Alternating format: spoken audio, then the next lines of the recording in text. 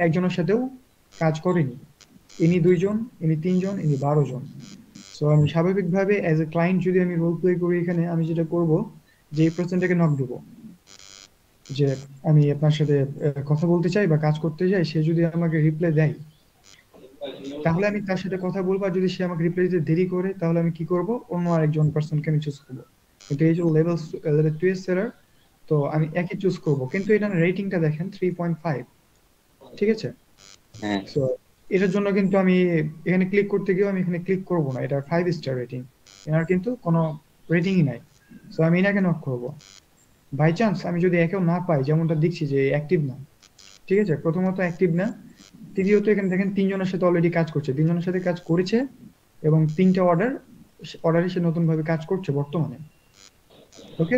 আর সে active না। প্রথম কথা হচ্ছে সে অ্যাক্টিভ না। এখানে দেখেন। এখানে যেমন টিক দেখতে পাচ্ছেন একটা গ্রিন। সো এখানে কিন্তু এরকমটা নাই। এখানে আছে কিন্তু এটার রেটিংটা আমার পছন্দ হয়নি। ঠিক আছে? যে কারণে আমি এটা ক্লিক করব। তখন আমি কিন্তু সাডেনলি যেটা করব যে এই পারসনটা আমি অ্যাক্টিভও দেখছি আবার নতুন আবার সার্চে যেহেতু চলেও আসছে প্রথমের দিকে, তো আমি খুব স্বাভাবিকভাবে এখানে নক করব। এই পারসনটা কিন্তু অ্যাক্টিভ যেমনটা দেখতে পাচ্ছেন। এখন যদি এই পারসনটা আমার মেসেজের রিপ্লাই দেয় এবং মানে তাড়াতাড়ি রিপ্লাই দেয়, প্লাস আমার সাথে যদি কনভারসেশন করে এবং আমাকে যদি কনভিন্স করতে পারে, তাহলে এই পারসনের সাথে আমি কাজ করব। আর এই পারসনের সাথে আমি কাজ করব এর মানে এটাই না যে আমি এখান থেকে কন্টিনিউ করে এক অর্ডার দিয়ে দেবো। এর সাথে আমি হয়তোবা স্কাইপে দেখা করতে পারি, গুগল মিটেও কথা বলতে পারি, জুমে কথা বলতে, হোয়াটসঅ্যাপে নিয়ে যেতে পারি। ঠিক আছে? তো তার সাথে আমি সেখানে কথা বলবো এবং সেখানে ডিলটা ফাইনাল করব। আর যেহেতু আমরা ড্রপ শিপিং করছি, আমরা অ্যামাজনে কিন্তু ফাইবারে কিন্তু লেনদেনটা করি না।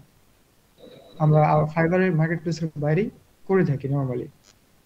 তো এখানে জাস্ট ক্লায়েন্ট কমিউনিকেশন, এটাই হচ্ছে এর জন্য এখানে এটা ফাইবারটা ইউজ করা আর কি। সো আপনি বুঝতে পারলেন তাহলে যে অ্যাক্টিভ থাকাটা কত ইম্পর্টেন্ট। ঠিক আছে? শুধু অ্যাক্টিভ থাকা না, আপনার এক্সপেরিয়েন্স শো করা, এবং শুধু এক্সপেরিয়েন্স শো করাটা না, বরং 5 স্টারের সাথে আপনার এক্সপেরিয়েন্সটা শো করা, যাতে আপনার কাজ পাওয়ার সম্ভাবনাটা বেড়ে যায়। এদের দেখেন, এদের কিন্তু কোনো কাজের কারোর সাথে কিন্তু কোনো কাজ করেনি। সো ইমপ্রেশন নাই, দেখছেন? এখানে কিন্তু ইমপ্রেশন পড়বে না। আমি যখন দেখছি কেউ ৩ জনের সাথে কাজ করছে, কেউ ৬ জন, কেউ ১৬ জন, কেউ ৮ জন, তখন এদের এদের জন্য কিন্তু আমার কোনো আগ্রহই জন্মাবে না এদের সাথে কথা বলার জন্য। ঠিক আছে? হ্যাঁ।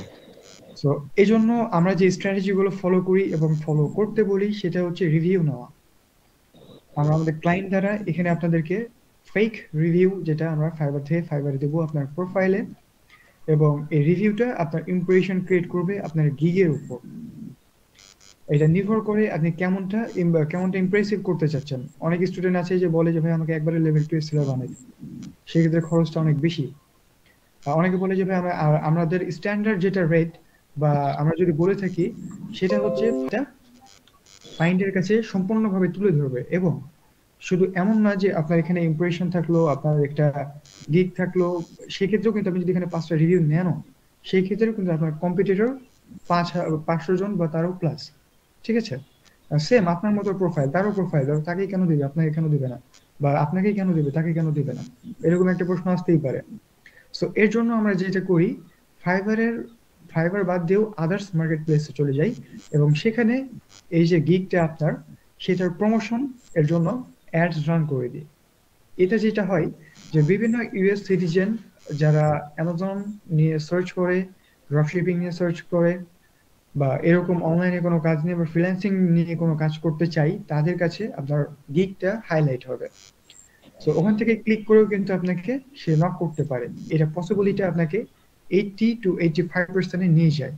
এবং বাকিটা ডিপেন্ড করে কিন্তু আপনার অ্যাক্টিভ থাকার উপর। ঠিক আছে? অ্যাক্টিভ থাকার উপরে কিন্তু বলতে গেলে বাকিটা নির্ভর করে। আরো একটা ইম্পর্টেন্ট জিনিস, সেটা হচ্ছে ক্লায়েন্টের সাথে কথা বলে তাকে কনভিন্স করতে পারবেন কিনা। সবই ঠিক আছে আপনার।